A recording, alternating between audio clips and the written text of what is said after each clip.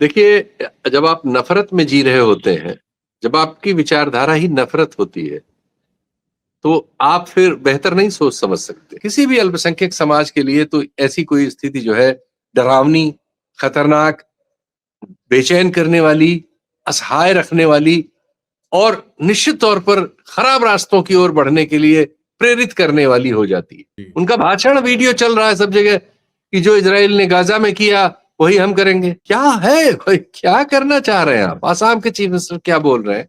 उत्तर प्रदेश के chief minister क्या बोल रहे हैं? ये सब बोल के आप क्या चाह रहे हैं कि 20 करोड़ लोग खुद को भी आग में झोंक लें और हमको भी सामान्य जीवन हमसे छीन लें? आप उनके साथ इतने अत्याचार करेंगे, इस तरह की बातें करेंगे, तो क्या प्रतिक्रिया नहीं होगी? जो कुछ अभी बंगाल में हो रहा है, जो हमारे मणिपुर में हो रहा है, जो कश्मीर में जारी है और जो अन्य हमारे देश के हिस्सों में घट चुका है, हमें दुख दे चुका है, किसी तरह सेटल हुआ है, लेकिन हम उसमें फिर आग पानी दे रहे हैं। तो हम अपने देश को अपने आप ही उन चीजों में डालना चाह रहे हैं जिन चीजों का हमारे पास अध्ययन मनुष्यता के पास मौजूद है। कुल 30-35 लाख के मणिपुर में हम 3 साल से चीजें ठीक नहीं कर पाए। पूरे उत्तर पूर्व की सेंसिटिविटी और उसकी जियोपॉलिटिकल जो स्थिति है, म्यांमार की जो हालत है, चीन की जो भारत के साथ जिस तरह से रिश्ते हैं, अब लोकतंत्र तो हमारा खत्म हो गया, वो ये मान चुके हैं। वो अब इसके बाद वाली बात कह रहे हैं। ये हमें कहाँ पहुंचाएगा? अब उनके सवाल ये हैं। आज का बड़ा सवाल, क्या करे मुसलमान जब बंगाल, असम, यूपी और बिहार में डर की राजनीति बन जाए? भारत के करीब 10 करोड़ मुसलमान आज एक ऐसे देश में खड़े हैं जहां उनके सामने सबसे बड़ा सवाल सिर्फ चुनाव नहीं बल्कि अपनी पहचान, सुरक्षा और भविष्य का है। यूपी, बिहार, पश्चिम बंगाल और असम, ये 4 राज्य आज देश की मुस्लिम आबादी का सबसे बड़ा हिस्सा अपने अंदर रखते हैं और पहली बार 1967 के बाद ऐसा हुआ कि इन सभी राज्यों की सत्ता एक ही राजनीतिक सोच के प्रभाव में दिखाई दे रही है। देश में जो भी अल्पसंख्यक हैं, हमारे जो करीब 20% हैं, जिसमें करीब 14 दशमलव कुछ प्रतिशत मुस्लिम्स हैं, फिर क्रिश्चियंस हैं 3% के आसपास, 1.5-2 प्रतिशत सिख हैं और कुछ अन्य बौद्ध वगैरह अल्पसंख्यक हैं, जैन को भी अल्पसंख्यक कहा जाता है। ये सब मिला जुला के एक 20% के आसपास की सीमा बनती है। और जो हिंदूज हैं, जो बहुसंख्यक आबादी जिनकी है, वो 79 पॉइंट समथिंग है, 80 के आसपास उनको कहा जाता है। इसलिए 80-20 सामान्य बोलचाल में ये जो हमारे पास 2011 के सेंसस का आंकड़ा है, ये उसके अनुसार ये परिस्थिति है। लेकिन हमारे परसेप्शन बहुत अलग है इससे। परसेप्शन में हमारा खासकर चूंकि केंद्रित हमारी जो विचार श्रृंखला की, राजनीतिक विचार श्रृंखला का जो केंद्रित भाव है, जो इस समय बहुत बड़ा हो गया है, वो मुसलमानों पर केंद्रित है। और उसकी एक वजह है, क्योंकि देश में 47 में जब आजादी अंग्रेजों से मिली, तो जो देश का नक्शा अंग्रेजों ने बना रखा था, जो उनके अधीन था, उसको उन्होंने बंटने दिया। या यूं कहा जाए कि वो इसके लिए काफी समय से काम कर रहे थे कि देश की, पहले तो वो इसलिए काम कर रहे थे कि उनका राज जो है वो चले। लेकिन दुनिया की परिस्थितियां ऐसी हुई कि दुनिया में द्वितीय विश्व युद्ध हो गया और इन्हीं ताकतों के बीच हुआ जो दुनिया में पहले ही काबिज थी बहुत बड़े हिस्से पर। नए बंटवारे के लिए उन्होंने आपस में लड़ाई कर ली। इसके पहले भी वो 15-20 साल पहले एक लड़ाई प्रथम विश्व युद्ध के रूप में इस बारे में कर चुकी थी। ये दूसरी लड़ाई उन्होंने की। इस लड़ाई के दौरान उनकी अपनी ताकत बहुत क्षीण हुई, क्योंकि लड़ाई काफी चली, 4-5 साल चली और इसमें दुनिया भर को उन्होंने शामिल भी कर लिया, लेकिन बहुत नुकसान सबका हुआ, सब कमजोर हुए। जो दुनिया की ये जो बड़ी ताकतें थी जिन्होंने दुनिया के बड़े भूभाग को अपने में बांट लिया था, वो कमजोर हुए और उन्हें भारत जैसे बहुत सारे देशों को आजाद करना पड़ा। तो भारत भी उसमें आजाद हुआ, लेकिन आजाद करते हुए वो इस चीज को आप कह सकते हैं कि करने में सफल रहे कि भारत भी 2 टुकड़े में हो गया। कोरिया भी बटा, वियतनाम बटा हुआ था एक समय में, बहुत सारे देशों में, वो अफ्रीका के कई देशों में तो बहुत सारे टुकड़े हो गए। एशिया के अन्य देश, अरब देशों वगैरह में भी नए भूगोल बने। बहुत जगह वो जितना दुनिया में कर सकते थे, इस तरह का उन्होंने किया और भारत एक महादेश था एक सब कॉन्टिनेंट कहलाता है, तो उसमें तो उन्होंने ये धर्म के आधार पर 2 हिस्से बंटने दिए। जो उन्होंने ही वो चीज छेड़ी थी और उन्होंने उसको हासिल भी कर लिया। तो एक स्थिति बनी जिसमें भारत में जो बड़ा हिस्सा था, जो भारत के रूप में है, हिंदुस्तान में से जो भारत निकला और एक हिस्सा पाकिस्तान बन गया। तो भारत में उस समय जो आजादी की लड़ाई का नेतृत्व था, जो आधुनिक तौर तरीकों वाला था, और उसमें बहुत सारे शिक्षित, बहुत ढंग से शिक्षित लोग थे, अंग्रेजी शिक्षा से ही, लेकिन वो बहुत सारे ऐसी चीजों से शिक्षित थे कि उनमें एक विजन वो पैदा कर सकते थे उस नॉलेज के बेस पे। तो उन्होंने एक बहुत अच्छा विजन इस देश के लिए तैयार किया और फिर अपने को गणतंत्र घोषित किया, अपना संविधान बनाया, और उस संविधान की रोशनी में वो इतने वर्षों तक इस देश को एक आजाद, सार्वभौम, सशक्त देश बनने की ओर, अग्रसर विकासशील देश बनाने में सफल हुए। लेकिन हमारे यहाँ चूंकि वो जो धाराएं अंग्रेज पैदा कर गए थे, जो हमारे देश के विभाजन के लिए जिम्मेदार थी, उसमें से एक धारा ने तो अपना देश ले लिया था पाकिस्तान के नाम पर, जिसके 71 में भारत से ही लड़ते हुए 2 टुकड़े हो गए, बांग्लादेश और पाकिस्तान। वो धर्म के आधार पर देश बना, लेकिन उसका जो दूसरा हिस्सा बांग्लादेश बना, वो फिर बाद में उसने अपने को लोकतांत्रिक देश के रूप में कहा। लेकिन जो भारत हमारा है, उसमें शुरू से ही हमने एक आधुनिक किस्म का विचार समाज के बारे में रखा कि जो लोग यहाँ इस सब कोलाहल बंटवारे के बाद बचे हुए लोग हैं, वो सब भारतीय हैं, किस धर्म को मानते हैं, किस पूजा पद्धति को मानते हैं, क्या खाते पीते हैं, ये हमारा विवाद का विषय नहीं होगा, और हम सब लोग मिलजुल के एक देश के रूप में अपने को विकसित करेंगे। और बाकी सब चीजें जैसा कि होना चाहिए, स्त्रियों के लिए कुछ बेहतर, क्योंकि स्त्रियां प्रताड़ित रही हैं हजारों साल से तुलनात्मक रूप में, समाज के कुछ कमजोर हिस्से जो दलित, आदिवासी वगैरह थे, उनके लिए, और ओबीसी वगैरह के लिए कुछ रास्ते खुले रखे गए, जिनमें कुछ चीजें बाद में हुई। ऐसे में सवाल उठ रहा है, क्या मुसलमान अब सिर्फ वोट बैंक बनकर रह गया है? क्या अब भारतीय होने से पहले उसे मुसलमान साबित करना पड़ेगा? और अगर मुख्यमंत्री खुले मंचों से नफरत भरी भाषा बोलें, गोली मारने जैसे बयान गूंजें, तो एक आम मुस्लिम परिवार आखिर जिए कैसे? नमस्कार दोस्तों, मेरा नाम हैदर अब्बास नकवी है। आप देख रहे हैं हमारा विशेष विश्लेषण।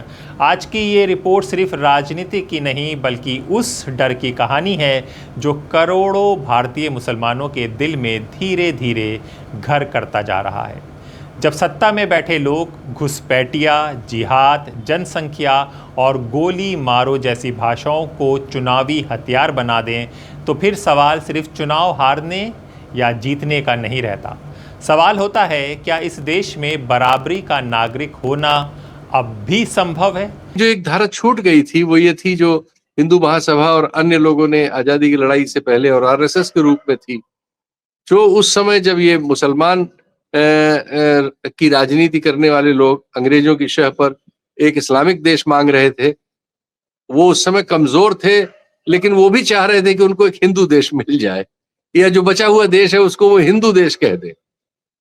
लेकिन उस समय का जो राष्ट्रीय नेतृत्व था, जिसमें अधिकांश हिंदू ही बचे थे, वो उस धारा की जगह आधुनिक सोच विचार के लोग थे और प्रोग्रेसिव लोग थे, तो वो उस धारा पे देश को नहीं वो ले जा पाए उस समय। लेकिन वो काम करते रहे, और काम करते करते अब ये स्थिति है पिछले 12-13 सालों से। हालांकि इसके पहले भी वो 6 साल के लिए अटल बिहारी जी के नेतृत्व में सरकार में आए, उसके पहले वो समझौता सरकारों में रहे आगे पीछे, जैसे जब जनता पार्टी की 77 से 80 सरकार रही, जो भी उसमें टूट फूट हुई, उस समय उनकी भूमिका थी, हिस्सेदारी भी थी। फिर जब वीपी सिंह की सरकार बनी 89 में, उसमें भी वो एक पक्ष थे और दूसरा पक्ष लेफ्ट था। तो इन दोनों बैसाखियों पर उस समय की वीपी सिंह की सरकार बनी। तो इस तरह से केंद्रीय सरकार में उनका 27-28 साल का ले दे के पूरा करीब 25-26 साल का तो जरूर ही। सीधे सीधे इस बार है 12 साल में, जब उनके पास अपना बहुमत है लोकसभा में सबसे, और इस बार सबसे बड़ी पार्टी होने का बहुमत है, और उसके साथ वो बाकी लोगों को जोड़ सकने में सक्षम है। तो इस काल का उन्होंने उपयोग ऐसा किया तो उन्होंने सबका उपयोग 77 के बाद के दौर का भी किया, और बीच में जब उनको वीपी सिंह के साथ मौका मिला तब भी किया, और अब जब अटल बिहारी जी की सरकार थी तब भी किया। लेकिन अब उनके पास बिल्कुल अपनी जो चीजें वो सोचते समझते थे उनको लागू करने के लिए तुलनात्मक रूप में बहुत ज्यादा शक्तियां आ गई थी, और केंद्रीय सत्ता में उनका प्रतिवाद करने की स्थिति नहीं थी। विपक्ष बहुत खंड खंड था, टूटा हुआ था, और जो प्रोग्रेसिव स्वर थे वो बहुत कमजोर हो गए थे। उनकी जो सबसे बड़ी पार्टी उस आइडियोलॉजी की थी, उसके पास आइडियोलॉजी नहीं बची थी, संगठन नहीं बचा था, उसकी पिटाई हो रही थी कांग्रेस नाम के रूप में, और बहुत सारे रीजनल सत्र, बहुत सारे लोकल कारणों से और समाज के दूसरे अंतर्विरोधों से राजनीति में सफल होकर अपने अपना किला बना के बैठे हुए थे। ऐसे भारत में उनको बहुमत मिल गया 14 में, और फिर उसके बाद उसको रिपीट कर ले गए 19 में। 24 में भले ही वो पूरा बहुमत उनको नहीं मिला हो, लेकिन केंद्रीय सत्ता उनके हाथ में ही रही, और लगभग वो जो कुछ करना चाहते थे उसमें कोई बाधा उनको नहीं आई। नतीजा ये है कि अब हम इस बात पर बात कर रहे हैं 78 साल बाद कि क्या हम अब एक लोकतांत्रिक देश के तौर पर बचे हैं। एक दूसरे, अब हम अपने अल्पसंख्यकों के साथ क्या करने जा रहे हैं और या क्या कर रहे हैं, और हमने क्या चीजें न्यू नॉर्मल कर ली। तो ये सच है कि अब हमने उस विजन को जो आजादी के बाद हमारे पूर्वजों ने गढ़ा था नष्ट कर दिया है। हम अब एक पाकिस्तान का बड़ा रेप्लिका बन गए हैं। जो कुछ पाकिस्तान में हुआ जिया उल हक के शासन में, जब उन्होंने उसको कट्टर इस्लामी राष्ट्र बनाने की कोशिश की, और उन्होंने पूरे इस खित्ते को, मैं कह सकता हूं, अमेरिका की शह पे अफगानिस्तान से लड़ने के लिए धर्मांधता में प्रयोग किया, उसने जो नुकसान इस पूरे खित्ते का, एशिया का और दुनिया का किया है, और भारत का भी किया है, उससे भी बहुत बड़ा नुकसान करने के लिए प्लेटफॉर्म तैयार कर लिया है हमारे यहाँ। उन्हीं के प्रतिलोम जो है, जो हिंदुत्ववादी स्वरूप में हमारे आपके सामने है, बिल्कुल वैसी ही हरकतें, वैसे ही बयान, वैसी ही घोषणाएं, और वैसे ही नरसंहार के आह्वान करते हुए लोगों के, हम लीडर्स के पर्टिकुलरली, और फिर उसको फॉलो करती हुई भीड़ को हम चारों तरफ देख रहे हैं। किसी भी अल्पसंख्यक समाज के लिए तो ऐसी कोई स्थिति जो है डरावनी, खतरनाक, बेचैन करने वाली, असहाय रखने वाली, और निश्चित तौर पर खराब रास्तों की ओर बढ़ने के लिए प्रेरित करने वाली हो जाती है। 10 करोड़ मुसलमानों का नया राजनीतिक मोड़। जी हां, 2011 की जनगणना के मुताबिक भारत में करीब 17 करोड़ मुसलमान थे। आज ये संख्या 20 करोड़ के करीब मानी जाती है। इनमें से आधे से ज़्यादा मुसलमान सिर्फ 4 राज्यों यूपी, बिहार, बंगाल और असम में रहते हैं, यानी करीब 10 करोड़ लोग। पहले इन राज्यों की राजनीति अलग थी। बिहार में मुद्दे अलग थे, बंगाल में अलग, असम में अलग, यूपी में अलग। मुसलमान भी उसी हिसाब से वोट करते थे। उनके लिए सबसे बड़ा मुद्दा था बिजली, सड़क, शिक्षा, नौकरी और सुरक्षा। लेकिन अब राजनीति बदल चुकी है। अब नौकरी भी जिहाद बन जाती है, ज़मीन भी जिहाद बन जाती है, मदरसों पर सवाल उठते हैं, मुस्लिम नाम पर बिल्डोज़र चलाए जाते हैं, और सोशल मीडिया पर नफरत खुलेआम ट्रेंड करती है, और गोदी मीडिया डिबेट। कोई भी अतीत से दुनिया ने जो सीखा है, दुनिया भर के अतीत ने, ये चीजें कहीं एक जगह, एक भूगोल में, एक टीले पे नहीं है, ये सब जगह है, और सब जगह इनके प्रतिफल हमारे सामने है। सभ्य समाज उनसे सीख के अपनी उन गलतियों को सुधारते हैं, और आगे वो गलतियां न हो इसके प्रयत्न करते हैं। हम उल्टा कर रहे हैं। हम एक साफ सुथरे, लोकतांत्रिक, सभ्य, धर्मनिरपेक्ष समाज थे, लेकिन अब हम बहुसंख्यकवादी, हिंदुत्ववादी, धर्मांधता के शिकार, और अपने ही अल्पसंख्यकों के विरुद्ध गृहयुद्ध उकसाने वाली एक हिंसक भीड़ में बदले हुए समाज में बदल रहे हैं, जो निश्चित तौर पर वो जो कुछ अभी बंगाल में हो रहा है, जो हमारे मणिपुर में हो रहा है, जो कश्मीर में जारी है, और जो अन्य हमारे देश के हिस्सों में घट चुका है, हमें दुख दे चुका है, किसी तरह सेटल हुआ है, लेकिन हम उसमें फिर आग पानी दे रहे हैं। तो हम अपने देश को अपने आप ही उन चीजों में डालना चाह रहे हैं जिन चीजों का हमारे पास अध्ययन मनुष्यता के पास मौजूद है, कि जो गलत है, जो किसी भी समाज को सिर्फ नष्ट कर सकती है, उसकी उन्नति नहीं कर सकती। हमने किसी को नहीं देखा कि वो अराजकता की हालत में गृह युद्ध छेड़ के और वो तरक्की कर जाए। हम उन्हीं देशों को तरक्की करते हुए पा रहे हैं जिनमें शांति है, सभ्यता है, तर्क है, लोकतंत्र है। या नहीं है अगर लोकतंत्र, तो कम से कम ऐसी व्यवस्था है कि जहां लोगों की समस्या के लिए सुनी जाने वाला एक तंत्र मौजूद है, जो असंतोष को जन्म देने से पहले हैंडल कर लेता है। लेकिन हम क्या कर रहे हैं? हमारे यहाँ 77-78 में एक चुनाव हुआ था।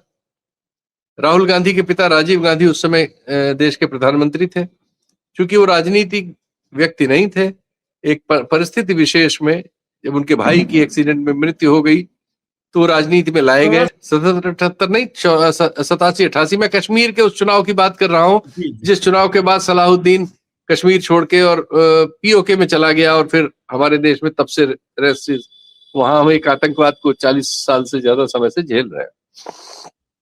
तो एक सीमा पर हमने इसका अनुभव किया है कि एक नोविस राजनीतिज्ञ के आने से, जिसको देश के दुनिया का चीजों का पता नहीं था, और एक परिस्थिति में उसकी मतलब हमारे देश की एक बड़ी राजनेता इंदिरा गांधी जी की हत्या के बाद उनको मौका मिल गया था कि वो प्रधानमंत्री बने। लेकिन वो उन समस्याओं की गंभीरता को नहीं समझते थे और तात्कालिक लाभ के लिए उन्होंने फारूक अब्दुल्ला साहब से मिलकर कश्मीर के चुनाव को रिग करवा दिया था।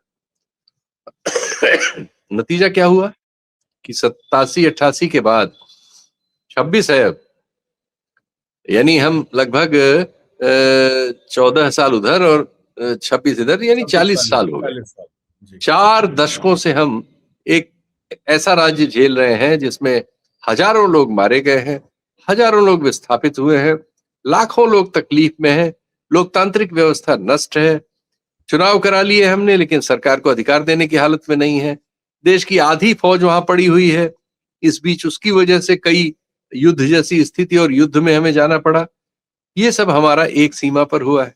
अब हम दूसरी सीमा पर वही प्रयोग कर रहे हैं जो कुछ बंगाल में हो रहा है, और जो बांग्लादेश बगल में है, जिस तरह की आबादी है इस सब की, जो सब पहले 47 से पहले एक ही थे, उसमें राष्ट्रीयता का भी सवाल है, बंगाली अस्मिता का, भाषा और अन्य चीजों का, संस्कृति का है, और धर्म का भी सवाल है। बंगाल और असम के बाद अब डर क्यों बढ़ा, ये समझिए। पश्चिम बंगाल का चुनाव खत्म हुआ, लेकिन उसके बाद जो तस्वीरें सामने आईं उन्होंने कई सवाल खड़े कर दिए। मुस्लिम इलाकों में तनाव, दुकानों पर हमला, मस्जिदों को निशाना बनाने की खबरें। दूसरी तरफ असम में एनआरसी और नागरिकता की राजनीति ने लाखों मुसलमानों को ये डर दे दिया कि कहीं वो अपने ही देश में कागज दिखाओ वाली लाइन में हमेशा के लिए खड़े न रह जाएं। कुल 30-35 लाख के मणिपुर में हम 3 साल से चीजें ठीक नहीं कर पाए।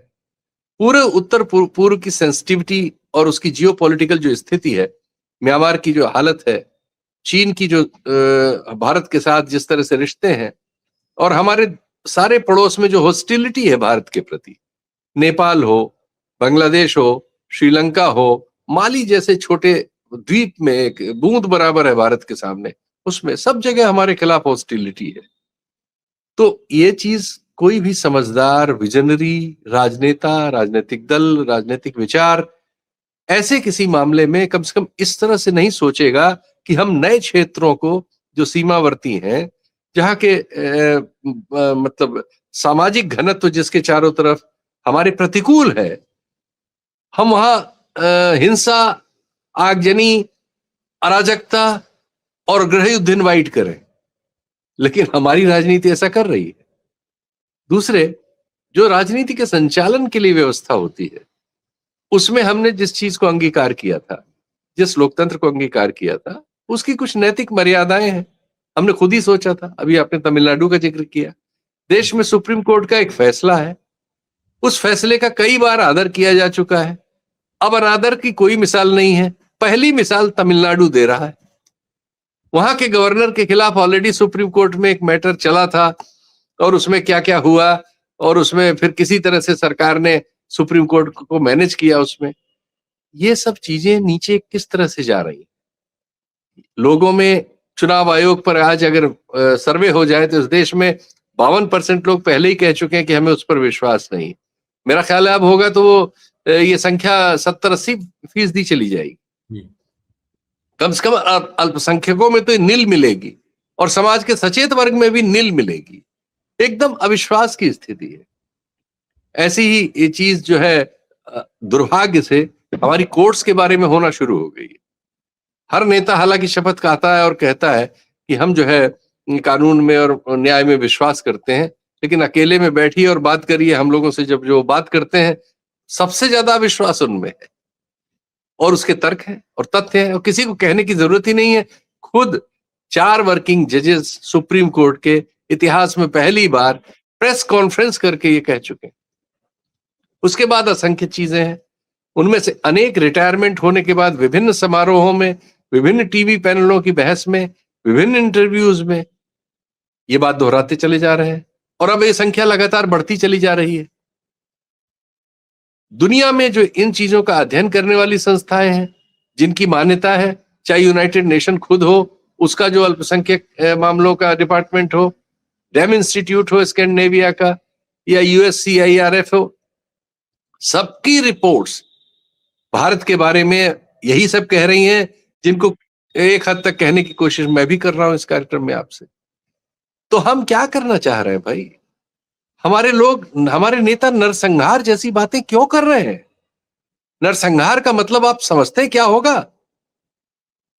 सारे समाज से, सारी दुनिया से, सब जगह से आप क्या चाहते हैं कि हमारे नेताओं के लिए वारंट हो जाए, पुतिन की तरह वो अपना देश छोड़ के किसी दूसरे देश में जा ना सके, सिवाय उन देशों के जिन देशों से उनको ये संरक्षा हो कि यहां हमें कोई इंटरनेशनल एजेंसी गिरफ्तार करने नहीं आएगी, या नेतन्याहू की तरह जो पैरिया हो गए हैं, यूरोप के ज्यादातर देशों में नहीं जा सकते।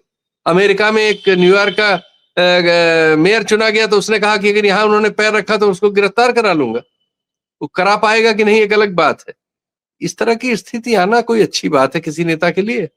और अब नेताओं की भाषा और प्रशासन की कार्रवाई एक दिशा में दिखाई देने लगी, तो फिर डर सिर्फ अफवाह नहीं रहता, वो जिंदगी का हिस्सा बन जाता है। मुसलमान आखिर करे क्या, यही सबसे बड़ा सवाल है। क्या सड़क पर उतरे तो देशद्रोही कहे जाएंगे? क्या चुप रहे तो धीरे धीरे हाशिए पर धकेल दिया जाएगा? क्या अदालत जाएं तो सालों इंतज़ार करना होगा? क्या मीडिया से उम्मीद करें तो वहाँ भी अक्सर उनकी आवाज़ कमज़ोर पड़ जाती है। ऐसे में आम मुस्लिम परिवार के पास बचता क्या है? डर, खामोशी और अपने बच्चों का भविष्य बचाने की चिंता। और हमारे बंगाल के जो 2 दिन में मुख्यमंत्री पद की शपथ लें, वो उसको रोल मॉडल बता रहे हैं जी। उनका भाषण वीडियो चल रहा है सब जगह कि जो इजराइल ने गाजा में किया वही हम करेंगे। क्या है भाई, क्या करना चाह रहे हैं आप? आसाम के चीफ मिनिस्टर क्या बोल रहे हैं, उत्तर प्रदेश के चीफ मिनिस्टर क्या बोल रहे हैं? ये सब बोल के आप क्या चाह रहे हैं कि 20 करोड़ लोग खुद को भी आग में झोंक लें और हमको भी सामान्य जीवन हमसे छीन लें? आप उनके साथ इतने अत्याचार करेंगे, इस तरह की बातें करेंगे, तो क्या प्रतिक्रिया नहीं होगी? वो भी तब जब चारों तरफ हम जान रहे हैं कि हॉस्टिलिटी है। हमारे पड़ोस में एक देश है जो लगातार हमारे यहाँ अपनी एजेंसी से और अपने माध्यमों से नुकसान हमारा करना चाहता है, करता रहता है। हम उससे कई लड़ाइयां लड़ चुके हैं। अभी आपके युग में ही 12 साल में 2-2 बार सीमा पे छोटी मोटी लड़ाई हुई है। सारी दुनिया की निगाह हम पे है, चूंकि हम दोनों लोग परमाणु अस्त्रों से लैस देश हैं। तो हम क्या चाहते हैं भाई?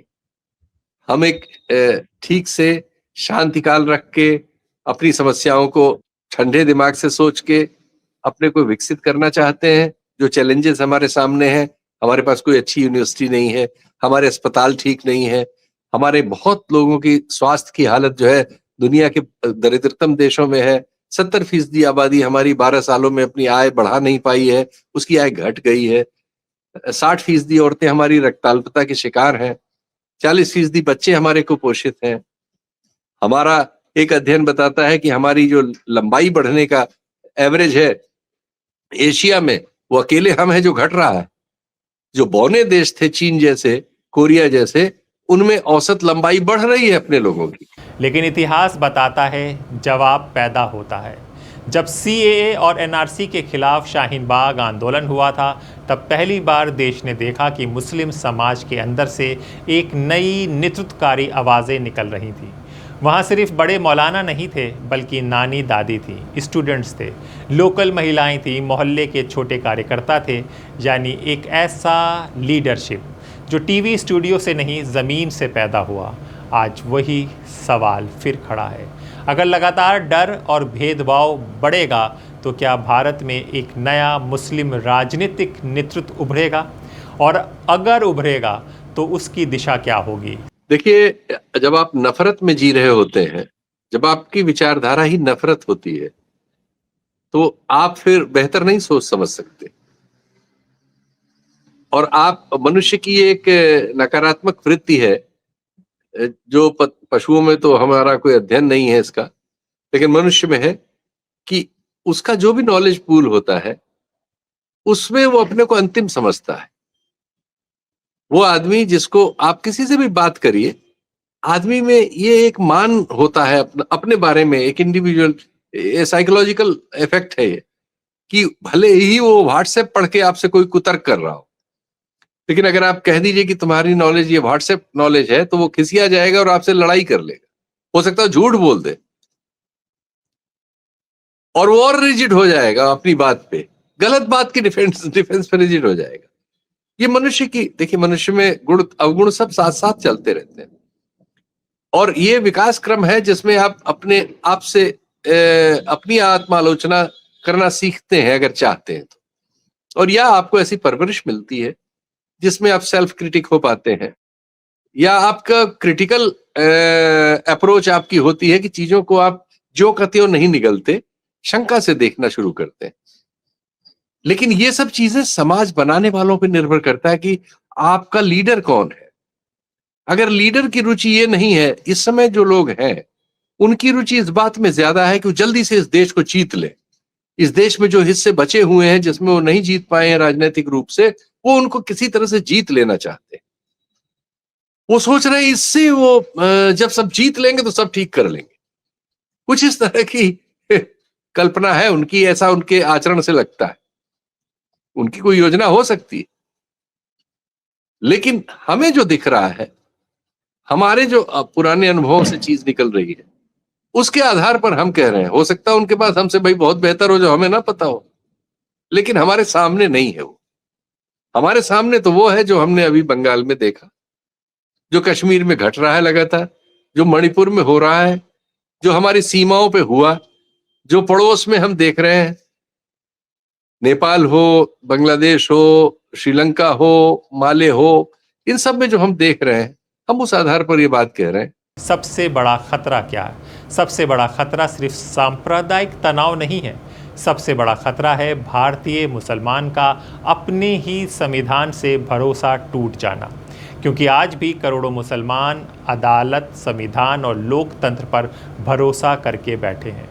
वो अलग देश की मांग नहीं कर रहे, वो बराबरी मांग रहे हैं। वो सिर्फ ये पूछ रहे हैं, क्या इस देश में मुसलमान होकर भी सम्मान से जिया जा सकता है? विपक्ष की चुप्पी भी सवालों में। एक बड़ा सवाल विपक्ष से भी, जब मुसलमान पर हमले होते हैं तो ज़्यादातर पार्टियां खुलकर बोलने से डरती हैं। क्या उन्हें मुस्लिम समर्थक कहलाने का डर है? अगर लोकतंत्र में किसी समुदाय के डर पर भी राजनीति होने लगे तो फिर संविधान की आत्मा कमज़ोर होने लगती है। देखिए, ये चुनाव होने के बाद जितने लोगों ने मुझे मैसेज भेजा है, जाहिर है लोग चुनाव के दौरान पहले भी हम पत्रकारों से पूछते रहते हैं, क्या आपको क्या लगता है कौन जीतेगा? उस समय तो ये कौतूहल होता है। कुछ लोग समझते हैं कि आप ये बता सकते हैं, ये कौतूहल रहता है। इस कौतूहल को बाजार इनकैश भी करता है एग्जिट पोल वगैरह में। लेकिन चुनाव खत्म होने के बाद लगभग सबका वही सवाल है जो आप कह रहे हैं, लेकिन उस सवाल से भी उनका सवाल में ये क्वेश्चन नहीं छुपा है, एक डिसीजन छुपा हुआ। वो कह रहे हैं कि अब लोकतंत्र तो हमारा खत्म हो गया, वो ये मान चुके हैं।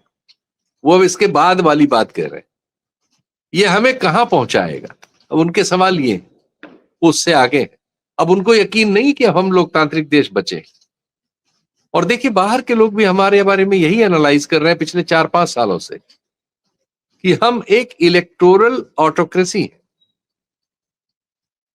चुनाव के नाम पर लाई गई तानाशाही है।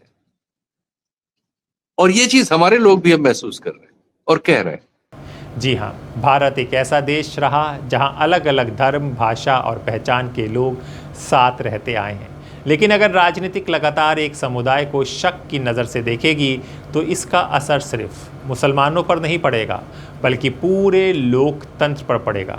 आज सवाल सिर्फ मुसलमानों का नहीं है, सवाल ये है कि क्या भारत अपने संविधान वाले रास्ते पर चलेगा या नफ़रत की राजनीति आने वाले समय की नई पहचान बनेगी। और सबसे बड़ा सवाल, डर और असुरक्षा के बीच एक आम भारतीय मुसलमान आखिर कब तक जिएगा। नमस्कार।